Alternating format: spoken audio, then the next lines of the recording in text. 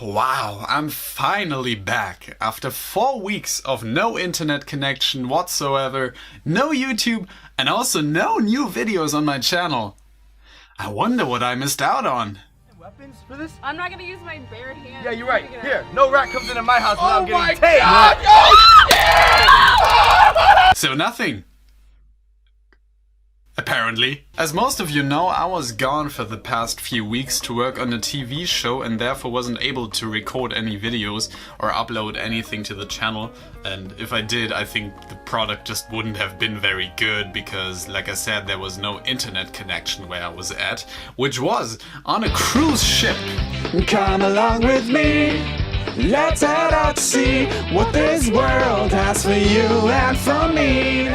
Unfortunately, I won't be able to tell you what the show is or show any footage of it, so you have to just rely on my thoughts and some of the pictures I took on the cruise ship. And also the show's in German, so unless you're a German viewer, you won't be able to understand a single word of what I'm saying. And if you are German, es ist nicht das Traumschiff. Versprochen. Basically, the experience of being on TV and the center of attention most of the time was kind of fun. It was unusual for me. We just sort of got followed with the camera wherever we went. It wasn't a scripted show. It was just based on our opinions on the trips we went on and our experiences with the cruise. I'll admit that it was pretty exciting to see how a series like this works from start to finish, even though I don't get to see the finished product until like November. However, it was unfortunate that I didn't get to meet all of the protagonists, and therefore I just talked to the camera crew most of the time, and it helped that those guys were really nice to me, because here's the bad part. The average age on that ship was like 70. The youngest passenger after me was 2 years old, and there was not a single teenager besides me on this entire ship. So much for my romantic adventures at sea. That ship has sailed. It wasn't that these people weren't nice or anything, although let's be real, most of them were kind of bigwigs. It did bother me after a while that I just didn't get the chance to talk to anyone about my hobbies or interests, because most of them were just concerned with bingo or shuffleboard, and therefore the activities were also likewise. So you had like shuffleboard, like I said, or Nordic walking as the main events. Hallelujah! Another awesome part, however, was the food, which was delicious from start to finish. You had 5 courses, at least, for every single meal. And man, those were just the most delicious of delicacies. And whenever we traveled to a new country, that food was also based around the country we were in or traveling to. So when we were in Indonesia, you had like baked banana.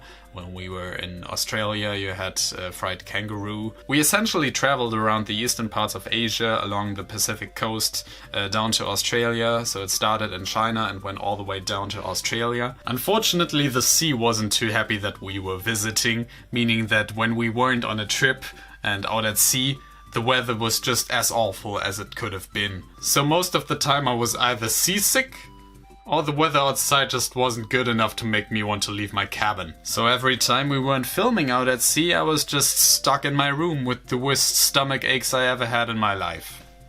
So yeah, I was happy when we reached shore. The trips we went on as part of the show were really cool, I'm not gonna lie. We went like kangaroo petting in Australia. We went to the Great Buddha in China, in Hong Kong, and we went to a martial arts master in the Philippines. I still have my sticks right here. These are little bamboo sticks, and I tried to follow along as best as I could, but I wouldn't say that I'm a martial arts master right now or anything. Maybe I'll pick it up someday. But it's just nice to have this as a souvenir. I have some other neat little souvenirs. I have like this plush platypus, which I got in Australia. I have this little flame princess statue, this little figurine. Too cute. So yeah, overall I would say that it was a good experience, although I'm not sure I would ever go back on a cruise. But I would love to be on TV again. So if you have some TV show and need some B actor to ruin it for everyone else, call me. So if you have any more questions about the whole filming process or anything really, either ask them in the comments section or on my Twitter page, it's @Cosmodore. I have received a lot of great feedback from you guys, so why not read through some of my personal favorites? You know this guy doesn't really know what's going on when he said his favorite episode was Beginnings. This is what the Tide Pod Challenge leads to. The kingdom's name is Unikingdom. Yeah, you sure about that? Look, Veilski Bomb 94 and Mysterious Mr. Enter both sucks. They really, really sucks. No, you sucks. Really, man. Unikingdom. Just really. I thought it was called Kingdom Cuckoo Land. You are seriously forgetting about Cloud Cuckoo Land.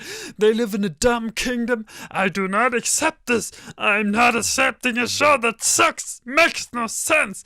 Where's the main character in the Lego movie? What am I looking at? I'm looking at disappointment. Disappointed! Edit. I love you guys. Oh, this spot's rocking. Oh, ain't no stopping us now. Cause we're living the sweet life. Oh, this spot's rocking. Oh, rocking the whole world round. Cause we're living the sweet life.